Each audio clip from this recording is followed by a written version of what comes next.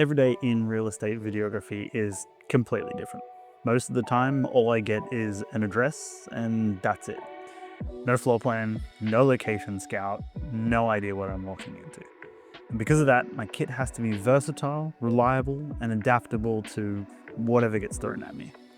I can't carry everything that I might need, so I only bring what counts. I only get 2 hours to film homes, whether it's a tight 2-bedroom apartment or a sprawling 15-acre estate. So over the last 7 years, I've refined my kit down to just the things that I actually need. Let's get into it. This is the bag that carries everything. It's the Lowepro ProTactic 350 AW2. And if it doesn't fit in here, it stays at home. It's not the biggest bag, but I've used it for 7 years and it still holds up incredibly well. It's rugged, modular, and kind of like playing Tetris every single time I pack it. That said, I am thinking about upgrading to the Lowepro 450 because there's just some shoots where I need a second camera body, and there is just no chance with this one. This is the workhorse, the Blackmagic Pocket 6K. It's not the most forgiving camera. The battery life sucks, balancing it on a gimbal sucks, and the mounting options are non-existent. But the image that you get is the reason that I keep coming back.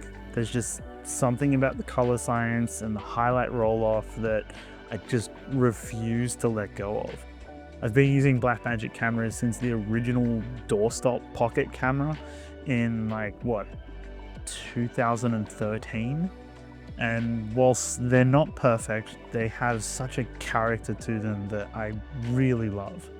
This camera makes me work a little bit harder, but I kind of like that. It keeps me engaged in the full process.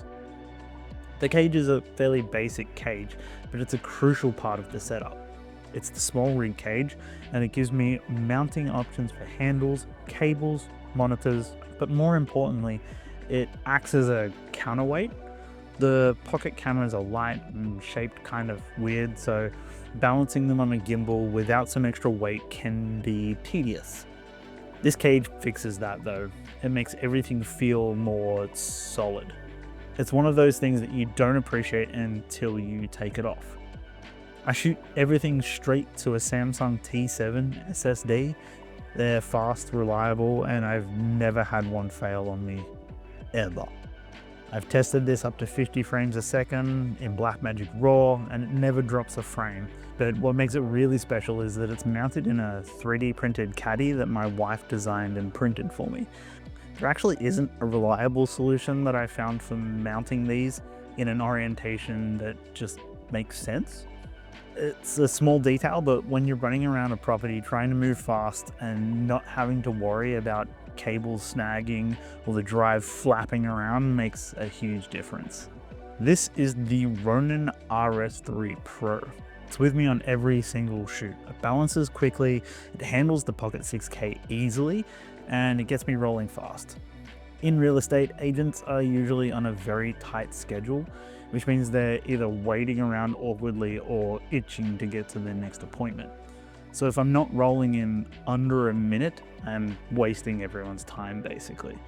This gimbal makes that possible. Smooth footage is just a given these days. There is no more wow factor. It is the baseline. So for me, it's less about fancy motion and more about efficiency. It's what lets me move through spaces intuitively. If you know the Pocket 6K, then you know the battery life is a joke. And I'm not interested in swapping out these little LPE6s 30 times a day. So I run a 90-watt V-mount battery locked straight into the gimbal with a little dummy V-lock plate by a small rig. It obviously powers the camera, but I have run a monitor, focus motor, and video transmitter from this one battery for a 10-hour shoot. But in this particular setup, it lasts me for about 2 full shoot days. Yes, it's heavy, but honestly, the weight helps. It adds stability to the gimbal and makes my movements feel smoother. I'm not saying that it's the most elegant solution, but it's the most reliable one that I've found. The Tamron 11-16 f2.8. This is the lens that I use the most, and it's even the lens that I'm using now. And I hate it. The focus is soft, the chromatic aberration is disgusting, and it just feels cheap. But for real estate, you need this ultra wide look. It shows space and it makes small rooms feel open. If I could replace it with something sharper and just as wide, I would do it tomorrow. But you know, until another 11mm full frame coverage f2.8 lens exists, this is the one I'm stuck with. Next up is the Tamron 15-30 2.8. This lens really just fills that mid-range gap. It's sharp, fast, and dependable, but just not exciting, to be honest. On the 6K, I use it around 22mm, and with that crop factor, it puts it in the 35mm-ish range. It's just a straight up mid-length lens. For any time that I want something between a super wide and tight details, it's a lens that I use when I just want it to kind of disappear into the work. It doesn't get in the way and it just does the job. I love this lens. I love this lens. The Sigma 50mm f1.2 is what I use for detail shots, lifestyle moments. And when a client asks for it to look cinematic, this is what they mean. It gives depth, separation. There's a modern but not too clinical feel to Sigma lenses that I really love. They just come with a little bit of a spicy price tag. So if cost wasn't a factor, I'd just have the full Sigma art set.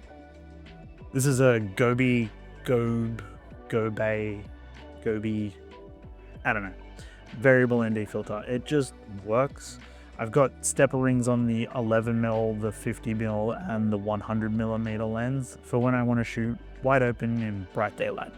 It's not the cleanest ND out there, to be honest. There's a bit of a green shift, and I know that Gobe makes better versions now, but to speed and ease, this is perfect. If I ever upgrade it, it'll be for color consistency or a variable ND and polarizer combo, but for now, this pretty much lives on the 50mm. These are the most recent addition to the kit, and I didn't expect them to be such a time saver. The fact that they just turn on and start recording as soon as you open the case, it's a luxury that I really didn't know that I needed. With older mics that I've used, I was fishing around trying to find all of the parts, untangling cables, lapels would break because they're mashed in with everything else. Powering on the mics manually seems like a small thing, but over time the buttons would just wear out, and there were a few moments where I missed out on audio because they just weren't powered on. All that to say, none of that is an issue anymore. It's in a well-organized carry pouch. There's really obvious indicator lights. Having a screen on the receiver is a ridiculously useful feature. I could do a whole video on these mics alone, honestly. But for now, they've earned a permanent spot in the kit. This little drone is an absolute beast. The DJI Mini 4 Pro is basically my perfect drone, and I tell everyone I possibly can that this is the sweet spot.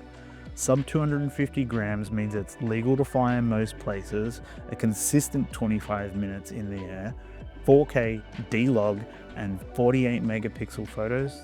Come on. I keep it charged in the car, and I can have it in the air in 2 minutes. For overheads, establishing shots, and big district aerials, it is perfect. On to cables and accessories.